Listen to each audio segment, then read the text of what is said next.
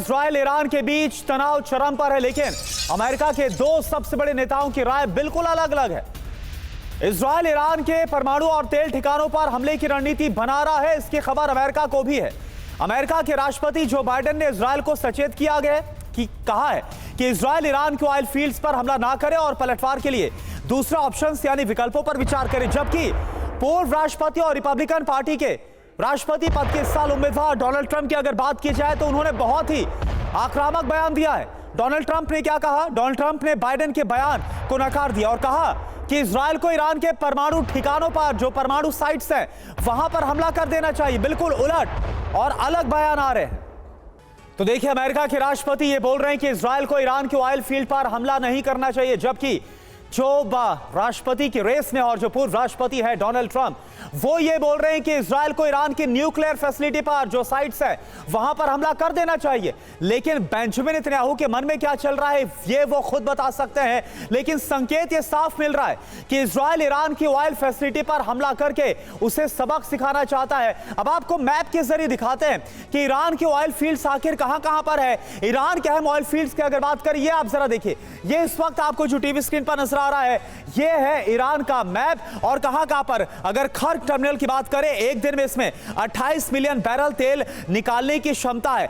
और इसके साथ साथ अगर हम बात करें स्टार रिफाइनरी की, तो यहां पर एक दिन में 4.5 लाख बैरल तेल निकालने की क्षमता है। साथ ही साथ बंदर अब्बास रिफाइनरी है, जो आप यहां पर देख पा रहे हैं, बंदर अब्बास टर्मिनल है जहां पर हमला हो सकता है। और हॉर्मुज की ये खाड़ी आपको यहां पर नजर आ रही है। और साथ ही साथ जो तेहरान रिफाइनरी यहां पर आप देखिए, और अबादान रिफाइनरी, ये वो सारी रिफाइनरीज है जो कि इस वक्त बताया जा रहा है कि इजराइल के टारगेट पर है। इसी का खतरा मंडराता हुआ नजर आ रहा है और इसी को लेकर सचेत और आगाह किया है जो बाइडेन ने। तो मैप के जरिए आपको हमने दिखाया कि कहां पर ऑयल रिफाइनरीज है जहां पर संभावित हमले हो सकते हैं। और अब आपको इसी मैप के जरिए दिखाते हैं कि ईरान के परमाणु ठिकाने कहां पर है जहां पर हमले का खतरा मंडराता हुआ नजर आया। तो यहां पर आप देखिए नतांज, इसके साथ साथ फोर्डो, अराक यहां पर, और इसके साथ साथ इस्फहान, बुशहर, ये वो तमाम ठिकाने हैं जहां पर जो न्यूक्लियर साइट्स है उनको तैयार किया गया है।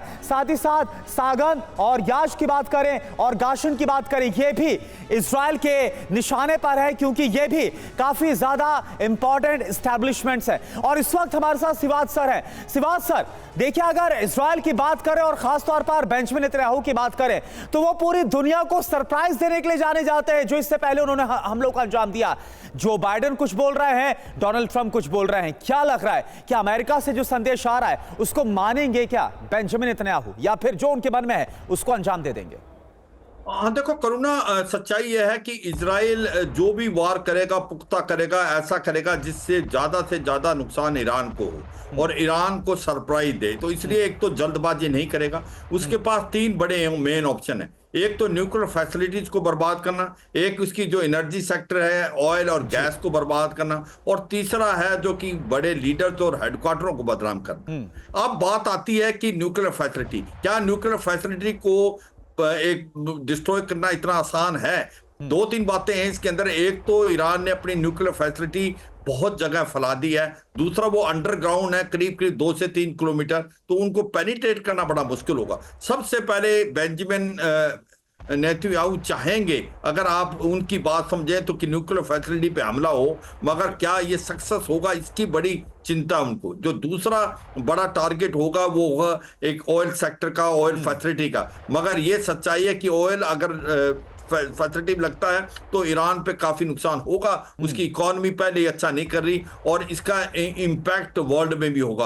और तीसरा, जो इस प्रकार से कम्युनिकेशन सिस्टम और लीडरशिप को खत्म करना है, वो मुझे लगता है ज्यादा आसान है। मगर सबसे पहले अगर पॉसिबल है तो वो न्यूक्लियर फैसिलिटी की तरफ जाएंगे, फिर जाएंगे ऑयल सेक्टर में, क्योंकि मोसाद जो है वो इन्फिल्ट्रेट कर चुका है इंटेलिजेंस एजेंसी ईरान की में। तभी तो वो हसन नसरुल्लाह को मार पाया, किसी तरीके इस्माइल हानिया को मार पाया। जिस प्रकार से अभी सफुद्दीन बनाए थे रिप्लेसमेंट हसन नसरुल्लाह, उसको भी मार दिया सुनने में आया। तो मुझे लगता है कि सोच समझ के जाएगा।